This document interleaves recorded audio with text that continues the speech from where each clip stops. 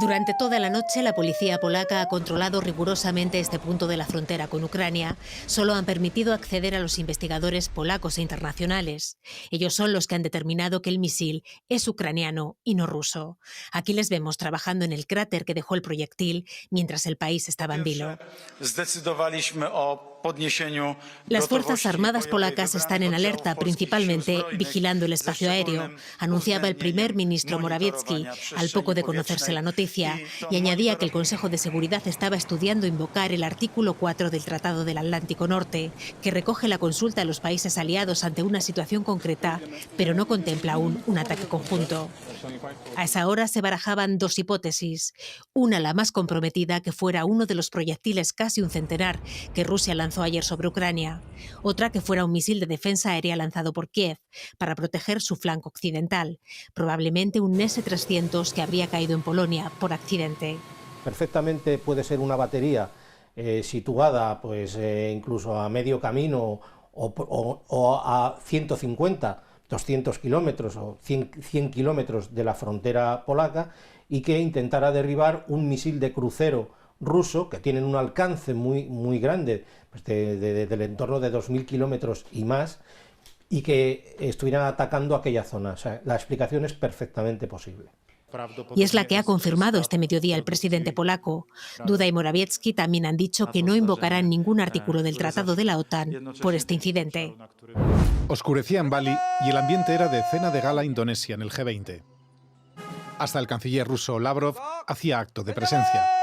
Pero poco después dejaba el país. Ya se sabía que algo había ocurrido en Polonia. A primera hora, Biden se ponía a la altura de la tensión y llamaba a sus aliados más cercanos. Reunía de urgencia al G7, más España y Holanda, para informarles de lo que sabía Estados Unidos. Es improbable que haya sido un ataque de Rusia, adelantaba un Biden todavía prudente. Al resto de líderes les había dado más detalles, lo suficientes como para que ya no se hablase de bombardeo, sino de accidente. Yo creo que hay que ser muy cauteloso. Nuestra solidaridad con el pueblo de Polonia, nuestras condolencias con los familiares de las dos personas que han fallecido como consecuencia de este accidente. Y en la propia familia de la OTAN, una visión discordante, la de Turquía, que en boca de Erdogan se ponía del lado de Rusia.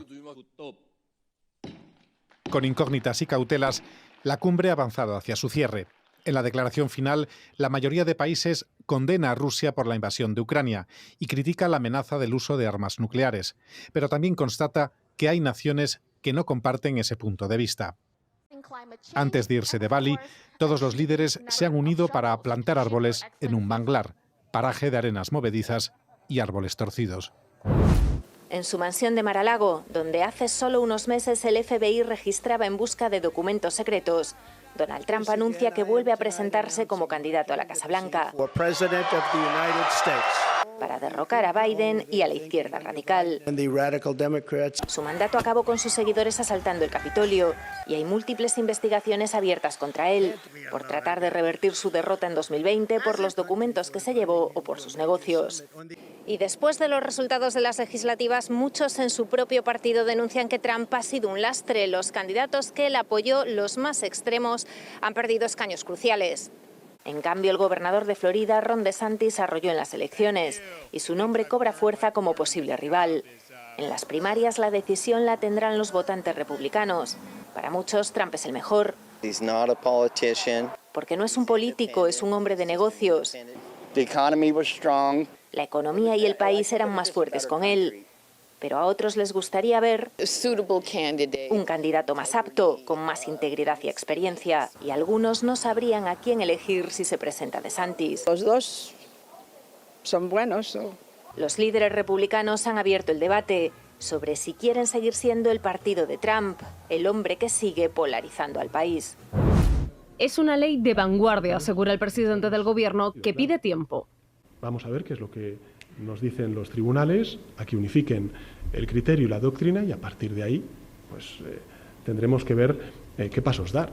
No descarta que tengan que modificar la ley, como señala la ministra Pilar Alegría.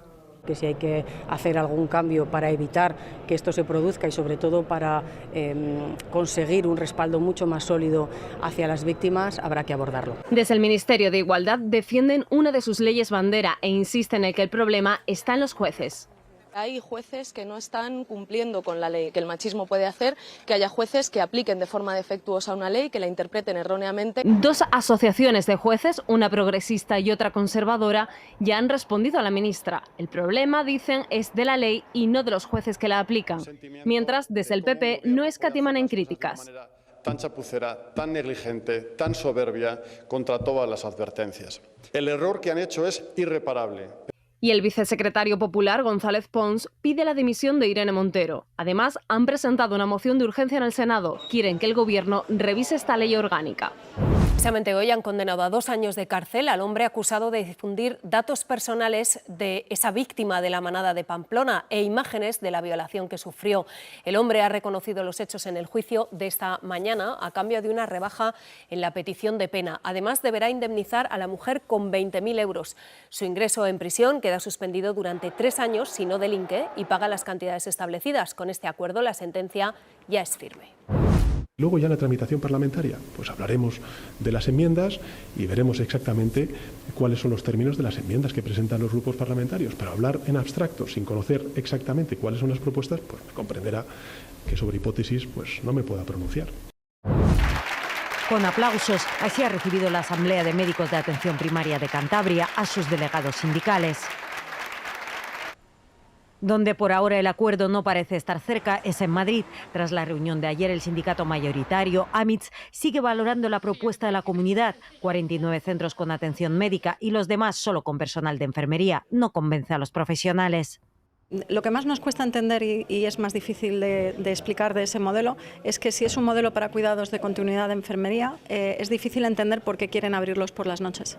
A acordar todo aquello que sea bueno para el buen funcionamiento de los centros, de la sanidad madrileña y que sea bueno para que los profesionales desarrollen su labor. En otras comunidades como Cataluña, Extremadura, Valencia o Aragón, aseguran los sindicatos, también podría haber movilizaciones en breve en atención primaria, pero el problema afecta a todos los médicos. La jornada de trabajo, las competencias, las retribuciones, la responsabilidad, el liderazgo, el controlar los procesos asistenciales. Denuncian además que casi 4.000 médicos se fueron a trabajar al extranjero el año pasado, cuando más de 200 plazas en atención primaria quedaron desiertas. Begoña, 21 años, Ana, 27, pertenecen a una generación a la que una filósofa ha denominado de cristal. Describe a los jóvenes de entre 14 y 29 años como sensibles emocionalmente. ¿Pero qué piensan sobre esta etiqueta la mayoría de ellos? Creo que es despectivo. Yo personalmente no considero que mi generación sea de cristal para nada. Y se utiliza de forma despectiva para criticar a los jóvenes y no para analizar por qué somos de cristal, por qué estamos tan frágiles o por qué somos tan reactivos en este mundo, pues la etiqueta no sirve. Casi todos, como Begoña y Ana, rechazan este término y se sienten valientes ante los retos que están viviendo. Cambios climáticos, porque nos está afectando a todo el mundo. Lo que más les caracteriza, según el sondeo, la mayoría asegura haber aprendido a vivir en una situación de incertidumbre ante el futuro. Bastante más complicado luego para encontrar trabajo, por ejemplo, que hace 10 o 20 años. También reconocen haber sufrido frecuentemente comentarios hirientes sobre su aspecto físico o forma de pensar. Responsable, las redes sociales. Son jóvenes que se enfrentan prácticamente a diario a comentarios, muchos de ellos no bien intencionados y dolorosos. El objetivo de este estudio es darnos a conocer muy bien qué les está pasando para que seamos capaces de acompañarles en esa etapa tan compleja en la que están viviendo y en este contexto tan complejo también. De hecho, según esta encuesta, para esta generación la familia y la educación son sus pilares básicos, donde depositan todas sus esperanzas para sobrevivir a la incertidumbre que viven.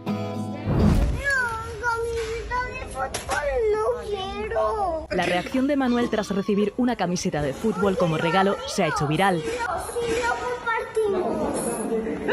Prefería una muñeca y sus padres respondieron. Igual que lo están haciendo cada vez más madres y padres para que sus majestades de Oriente hagan realidad millones de deseos de forma inclusiva. El primer regalo de mi hijo fue una muñeca y el segundo una cocinita. Lo de chico que pase para la chica. No regalemos únicamente muñequitas a las niñas y princesitas a las niñas y balones a los niños. Jugar es un derecho y jugando descubren el mundo que les rodea. Cuanto más pronto se acostumbren a jugar con esos juguetes que representan realidades diversas, situaciones diversas, mucho mejor, porque lo irán interiorizando y lo tendrán automatizado. Aquí tenemos una portería que aparece niño y niña, sin embargo todavía hay algunos fabricantes que solo ponen niños.